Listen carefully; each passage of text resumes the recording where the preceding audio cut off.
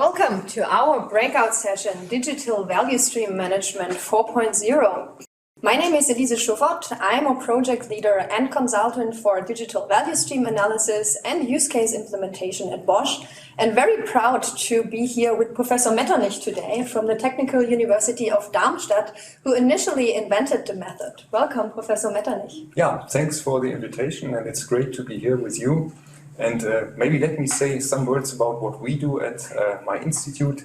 I have an industrial background with companies like Trumpf, Bosch and Knorr-Bremse, and I was always dealing with lean in my professional time. And now, of course, the big challenge is how do we lift lean and how do we improve lean with the digital tools? And there are many opportunities in shop floor management, for example, but also in the value stream management. And that's what we talk about today. Brilliant. So let's unleash our digital potential and have a look at what is new about Value Stream Management 4.0. So what used to be interesting in the past was classical recording of the material flow and the process KPIs that lie behind. We wanted to identify waste, we wanted to record our process KPIs in a visual way, and this is where we're coming from.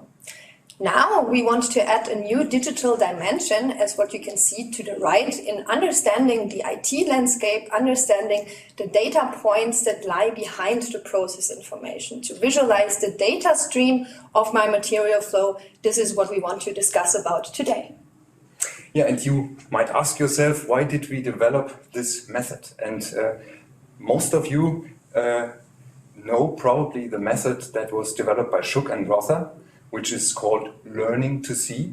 And that's the classical value stream method, which is today the standard in our industry. Many companies use this.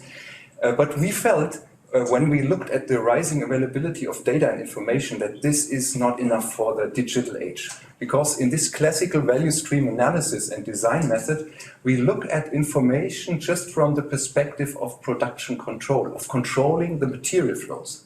And that's not enough. And we added three more perspectives to the value stream management and analysis 4.0. And this is first the idea of waste in handling information. And we have, as we have classical wastes, we also have wastes as we handle information in our value streams. Secondly, we have a perspective on how we use information for the improvement of our own processes. And in many cases, we don't make best use of the information we have to improve our own processes. And the third point is, what can we do to make the best use of our information handling in our value streams to support customer value, to add value to the product from the customer perspective, for example, in terms of services that we would bring with the product to the customer.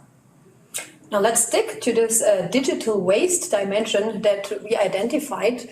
So as we all know, data is the new oil and therefore gold. But what kind of waste products do I get during my refinery process in turning data to gold? These waste products we identified as new types of digital waste. Somebody may ring a bell out of lean management where we are talking about Muda. Now we want to identify the digital waste. So is data stored in the right storage medium? How and where is data transferred? Who is working with the data? Is it available at the right time to the right person in the right system? And is it analyzed? Do we make use out of this data? So coming from data selection over to data quality, data transmission, data storage, there are new types of digital waste. Exactly, and you see again, this is classical lean what we do, but we transfer classical lean thinking to information handling as well. And you know, we have the 7+1 kinds of Muda, and now we have here 8 kinds of wastes in dealing with information.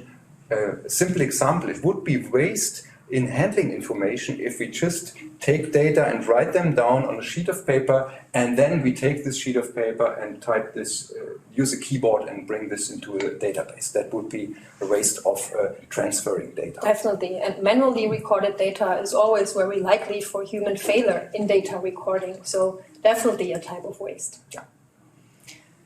Okay, coming to a very concrete example in the area of data selection, picking a visual inspecting process out of injection equipment where an operator is only checking for binary data values, such as okay, not okay, instead of recording important quality parameters during his visual inspection process, which is added value to the process, and we want to optimize this data. Well, this is a huge waste if we don't use the information we have at hand to improve our processes. And at many test benches, at test rigs where we test the products, we see that they just classify good or bad. And that's what do you learn? If you have good or bad, maybe you see that you have a rejection rate which is higher than 5%. But we want to learn about our process to improve it later on. So this is again classical lean thinking. How can we make the best use of the information we get to learn from that and to improve then the process? Good. So let's have a look at what are our detailed process steps in getting to the digital value stream mapping. Coming to the next slide, we have in sum 6 steps that we need for digital value stream mapping. At first, we want to go for classical value stream mapping, and second, which is the new dimension, is to define the storage media in the process. So typically, information is stored in an enterprise resource planning system. We have data and information stored in an MES system, but also human beings are an important storage medium for information, right? You can imagine what an operator really knows and how many shadow Excel lists are in place at different production lines that are storing important information that we need for process control, maybe. So, opening up a dimension in drawing underneath a classical value stream map, what are the storage mediums? Where do I store my information points? Map the storage media and also map the data usage. Data usage can be in the area of shop floor management. We can use data for analytic purposes. These are different kinds where we can use data, and let's map not only the storage medium but also the data usage. This is our step number 2. Coming to step number 3, we want to analyze the process information. How is my information running? Is it running upstream or downstream? Let's pick up the example that we can see here on the right in a grinding process. I have maybe a setup time of a machine. This setup time is stored in an ERP system, but maybe also written by the operator in a shadow Excel list that he's used to give further to his boss after he's finishing in his manufacturing process. So this is data that we want to collect, and the detailed description of this data, which is maybe the recording interval, recording type, measurement values that lie behind all these data spots we want to really draw out in our digital value stream mapping. Yeah, you have the classical process boxes as you are used to have them from the classical value stream method from Schuck and Rother. And what we do here is we look at the information that is needed by a process box, by a process to function well, to do the job well, and the data that are produced by this process. And both we look at what goes in and what comes out and how this is connected to our storage media. And if we have that picture, then we can start with the analysis of improvement potential, with the analysis of the wastes that we have just seen. And also identify the right pilots, the right Exactly. use cases. If we want to go for digitalization, as everybody wants to go today, And it's so hard to pick the right starting point, exactly. right? And I always use the idea of having like a plug, like a data plug that we put into the process box from the downside and then read out the data that we get from the process. Mm-hmm. Good. So, 4th step then is to analyze the data. So connect the captured KPIs from our classical value stream mapping with dashed lines to the systems in which they are used. Connect that, as you can see, the dotted points down there, and really see how you use your own information. And in the end, in having done that, you can derive important information such as digital Kaizen. So what is a digital Kaizen?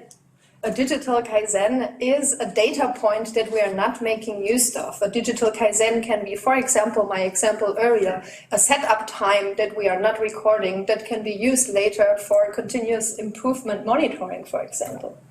And this gives you a very good idea where you have wastes, for example, in transferring information.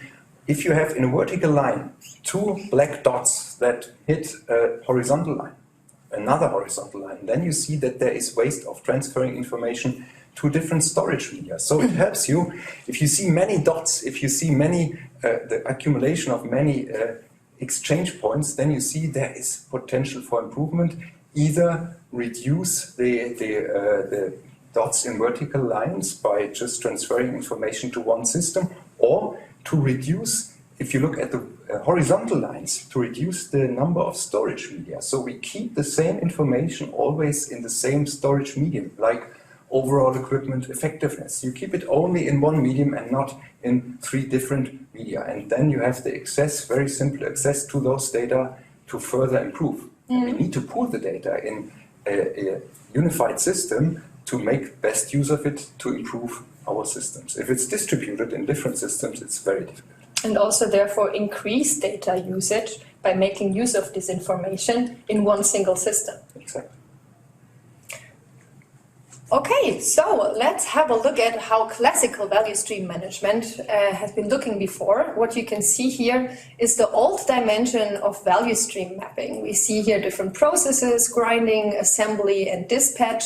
By adding a whole new digital dimension to classical value stream management in the area of storage medium and data usage, we get important knowledge about our process. We see by digital Kaizen where we have deviations in data management. For example, information is not up to date in an ERP system, or the component identification is not coupled with manufacturing information. With this new digital dimension, we have really a very good and holistic overview of all the data points in our value stream.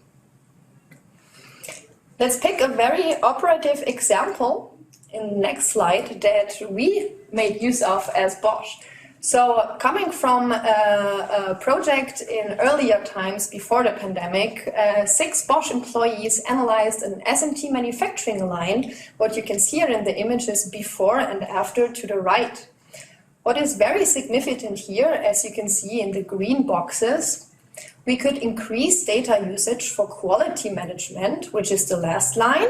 You see here more data points because we could increase data usage here.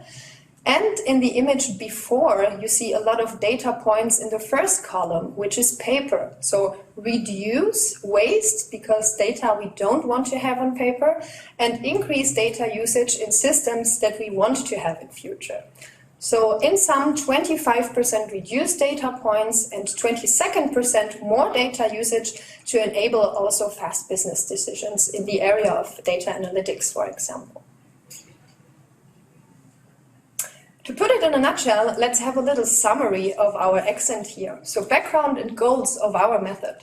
We want to create transparency about data structure and the data stream in our value stream. We want to visualize what are our digital Kaizens. This is available at Bosch Industry Consulting and was initially developed by the Technical University of Darmstadt. What kind of hardware do you need?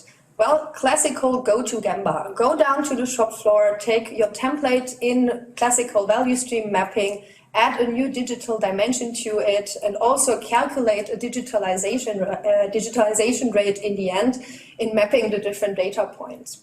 The method behind is drawing in the swimlanes for storage media, analyzing the information flow behind, and in the end identify the digital waste. There are important lessons learned behind the method, right? So our lessons learned that we had in the operative usage is we really need to talk to the right people. So talking only to IT requirement and manufacturing IT in analyzing your value stream will not bring you any farther. Shop floor will show you the truth. The operators on the shop floor will show you where do they really handle information. Yeah, and of course the question is, what's the next step? If you now address the classical wastes and the digital wastes, and you prioritize and you start project work to improve, of course, it brings you somewhere. Maybe the level of waste goes down in dealing information. Maybe you reduce the number of storage media and you streamline your information flows and you interconnect the material flow with the information flow. Then, of course, you made some step ahead.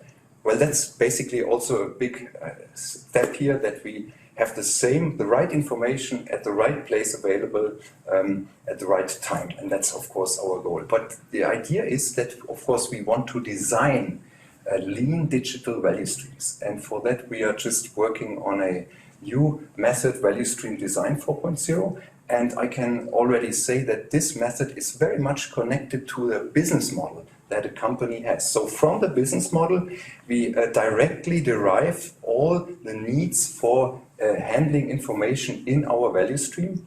And from that, we then can shape a value stream that supports best through digitization and the right handling of information, your business model. And maybe let me make a last statement. We need to look at not only at material and information flows, we need to look at production and especially customer orders. The customer is not so much interested how long a material takes to run through our value stream.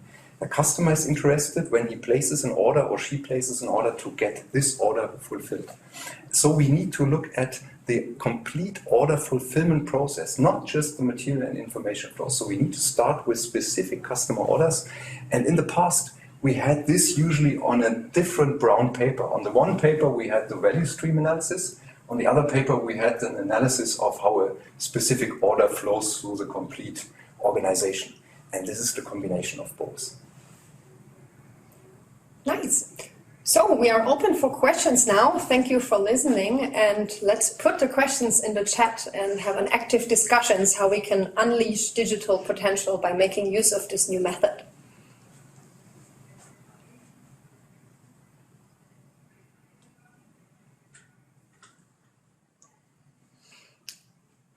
Let's pick a first question from what we have here. So, I work in a very large company. What is my benefit of analyzing one very small use case? Well, analyzing one very small use case can lead you up to scaling, right? If I really know what my process deviation in a specific process is, if I identified my use case, and I start with classical value stream mapping, going further in the dimension of digital value stream mapping, coming up with a digital use case in the end. Do I really find it as not being worth to scale it, or how do I handle it? Well, I wouldn't start just analyzing every small use case. I would start with the analysis of the value stream, first classical, then our value stream method 4.0. And then I would start with a significant case and use this as a light tool and work on this specific case and learn from that for my value stream and for the whole team. And from that learning, I would then start my journey. That's what I would say. Mm-hmm. Could be. Let's see what we also get in.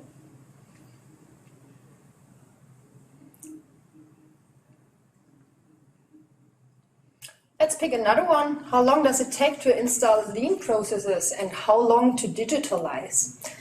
Well, the journey of installing lean processes and really establishing lean thinking in value stream management is typically a long one, right?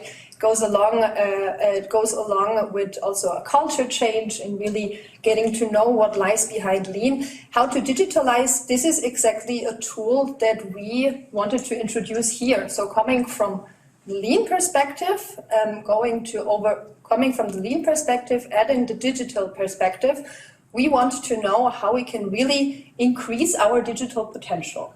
So establishing lean processes and then going further to digitalize them, this is what we as Bosch and also University of Darmstadt is as a basis. So coming from a classical I-0 pyramid, as you know, we have to have stable and connected processes. Then we can go over to analyze them. Then we can go over and make use of the information behind.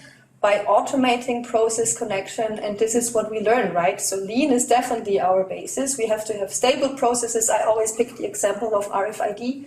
For example, if I have an RFID process in a digital way, definitely need to start with a stable, normal logistic Kanban process. What can my operator do with RFID if he doesn't know the methodology behind how his material is running and how the material flow was before? So he has to have a clear image of how can digitalization help me where I stop with lean. Yeah. Data analysis only helps you if you have a target state to compare the current situation against target, and that target state comes from standardization. And standardization is what classical lean usually delivers to you. It gives you a process standard, that's the normal performance of a process, and then we collect data and we can compare current process performance against the target performance. And then we have deviations maybe. And we don't want to digitalize the waste, right? So we first have to clean up our process, clean it by doing lean management, clean it by 5S, clean it by different lean tools that we are using, and then in the end add the digital dimension, not digitalizing the waste, but digitalizing only the true information.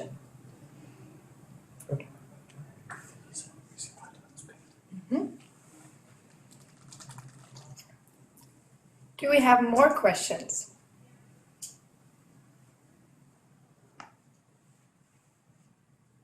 No more questions? No more questions. Let's give it a little more time.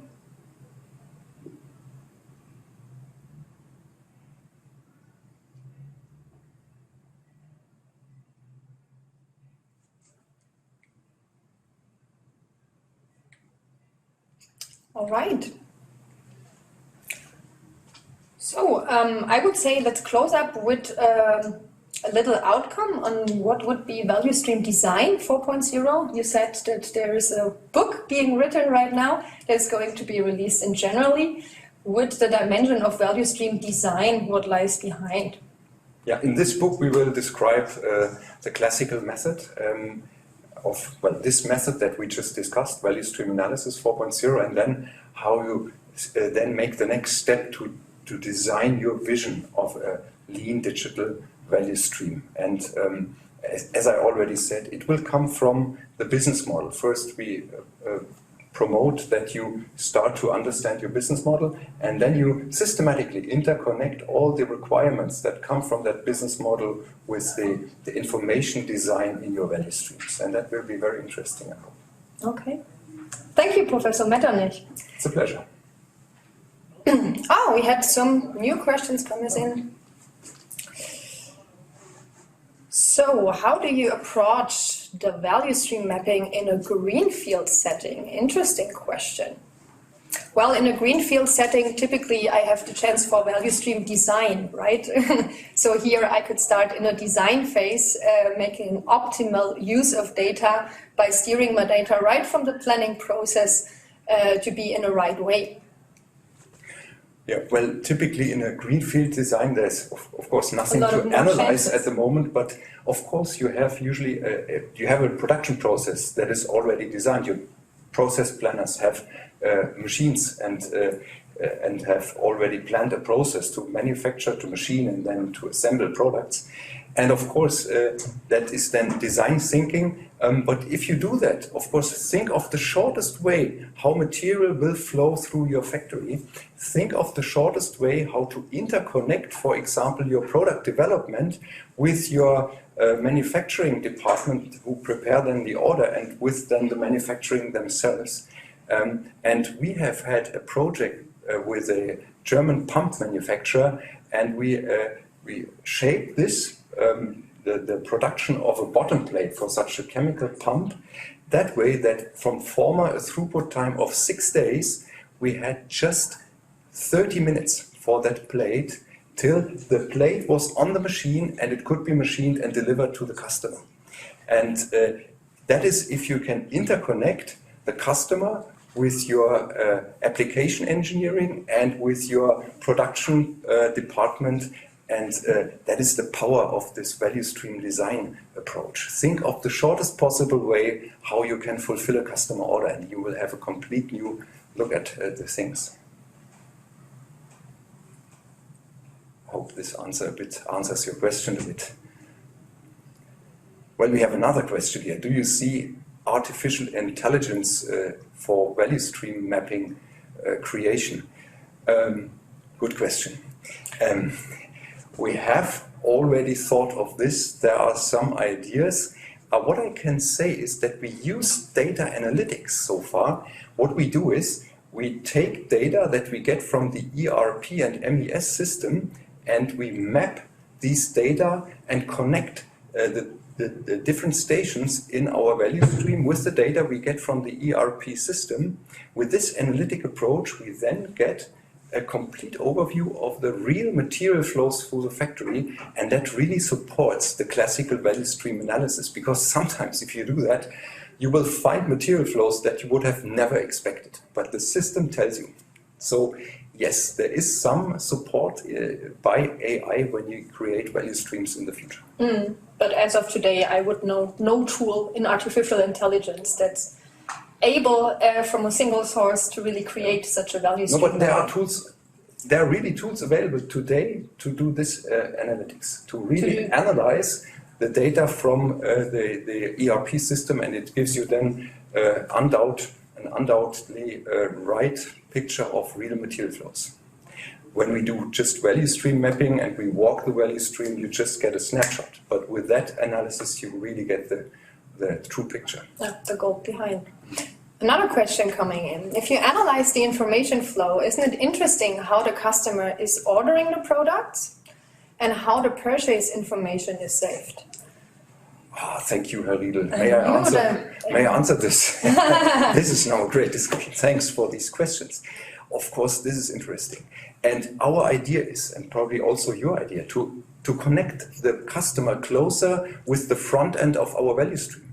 So why do we have so much communication with our sales department or our sales engineers with the customer? It takes quite a long time, and then you have maybe even failures in that system. So take the customer in and make him the co-developer of the product. And then you have the real list of customer requirements, and then if you then convert this into a CNC program, because you have just a system that to convert customer requirements into CNC programs without specifically program this, then you are really fast. So we have ways of connecting the customers closer to our value stream, and that gives us speed, because in the front end usually we lose a lot of time. Okay, I think we have to now, unfortunately, close the first breakout session to get into the second. You have a little bit time left to decide for another breakout session, and we some time left to prepare for the next one. Thank you very much. Thank you.